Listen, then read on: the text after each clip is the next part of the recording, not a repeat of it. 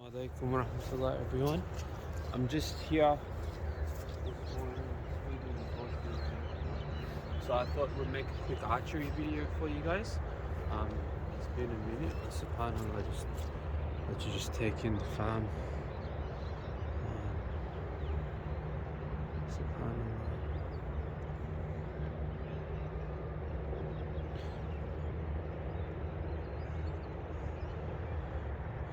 So this place misses everyone here as well. Inshallah, we'll have you here sooner than later.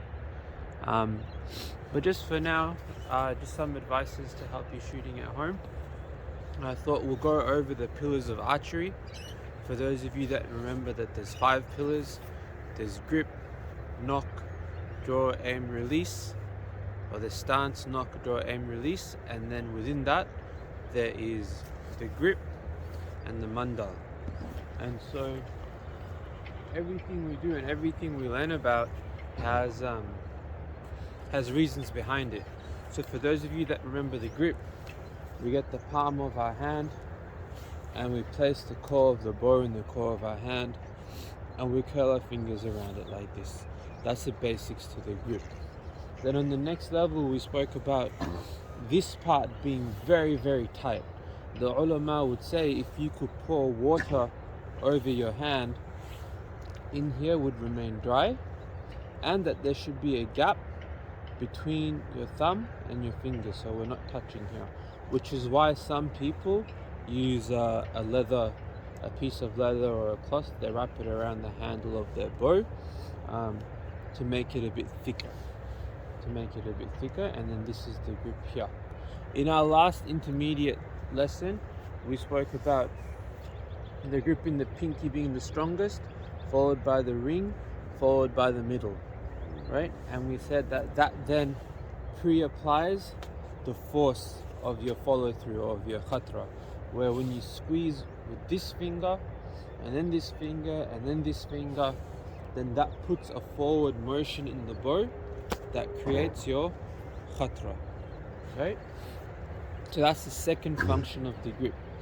The third function of the grip, which is important, is in the draw and is in being strong and balanced in your draw, which also relates to the principle of stance. And so you're also seeing how everything is related. So if we look at our wrist here, and I might take my watch off. So if we look at our wrist here, we want our wrist to be nice and relaxed and strong. We don't want it to curl inside too much. We don't want it to curl outside too much. We want it to be strong, and you should feel a relaxation through your arm up into your shoulder where it's relaxed. It's not overtly straight, it's not bent. The whole structure is relaxed and powerful. That's how we want to think, relaxed and powerful. And so when I grip my bow in this method and I draw it back, this structure is strong and this structure draws the bow. So I'm not really using any muscles in my arm. So if I look here, you can almost see this V here connecting to you can almost see this. If you look here, you can see this V that connects to the core of my wrist. So the bow is in alignment with my bones. The belly of the bow is in alignment with my bones, and this enables me to then have a powerful draw. So this is the function of the grip. The third thing about the grip, to enable this strong balanced grip that leads to your stance and your draw, is to be aware of your hands. So if you look at my hands, I have quite a long thumb in relation to the rest of my fingers. So I personally have to modify my grip and therefore modify my khatra and my follow through. So when I grip like this, I'm actually not necessarily, if you look at my wrist here, I don't necessarily find that alignment.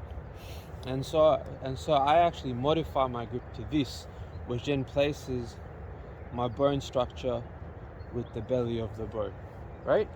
And in me gripping like this, I still have the same principles where there's nothing touching,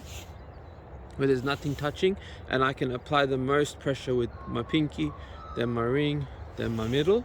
But what happens with my khatra, instead of it flying forward so much, it goes out. So you'll see in some videos of me shooting, my khatra, instead of being more of a forward 1-inch punch, it becomes more of a palm strike. So one of the ways some of the archers talk about, you have shadow boxing in terms of your practice.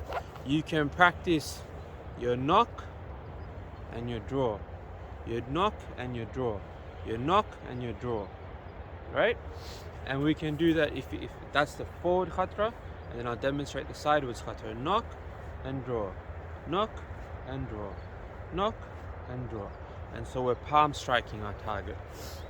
And this is part of archery being as natural as throwing, or as natural as punching, or as hitting your target, is that the bow is part of me, the arrow is part of me, and me hitting, me loosing the arrow is as natural as me throwing a ball, and me hitting the target is as natural as me throwing a punch.